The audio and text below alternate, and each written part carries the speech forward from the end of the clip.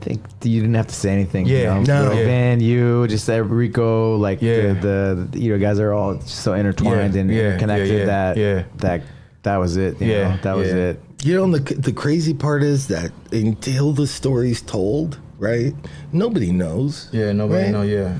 Nobody knows that I've been friends with Vin for a long time, and that through Val, and you know, I mean, it's just our own little story, right? But it's just one where, like, when you share it, it's like certain parts of it are the inspiration, like friendships through time, right? Yeah. You know, and you know, even though I literally I say this all the time, even though that I haven't talked to Vin in probably 5-6 years, I can sit down and talk with him and have a long conversation. Same thing with Val.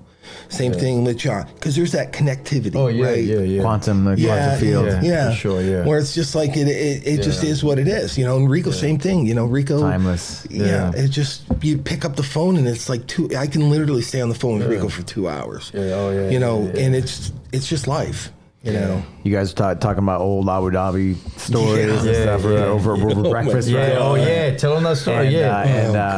It was like yesterday. It was like today. You remember everything was so vivid. All your memories. Oh God, yeah. Because you know, back then you don't understand that you're creating history, right? Because it's continued, right? And we didn't know if it was going to go for 1 year. We didn't know if it was going to go for 5 years. We didn't know if it was going to be there in 20 years, you know. And plus, it was so freaking crazy going over there on hearing like, oh yeah, it's this guy Nevins, and you know the Crown Prince. It sounds like a fairy tale, right? Yeah, like right. the Crown Prince, sure, right? You know, it's like, oh my God, man. So, you know, going over there on a handshake. Well, the first part's your contract, and then everything else that happened afterwards, like on a handshake.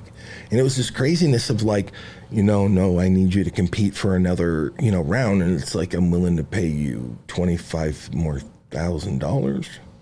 And you're like, yeah, right. Wow. You're like, wow. So the first time I told, like, literally, I go over there. I say, hey, listen, I'm sick. They pair me against Carlos Bajeto, my very first year, where I just wrestled my weight class, where I competed in my weight class. Then the next year, what we were talking about just how intense that is to win your weight class and then win the all around. Oh yeah, wow. Because that's most people. I mean, people that follow and understand it is that you do your first 3 bouts, and then you have your weight class finals the next day, and then you have your pairing for the absolute, and in that absolute you have a finals if you win it, which is another 25 minutes.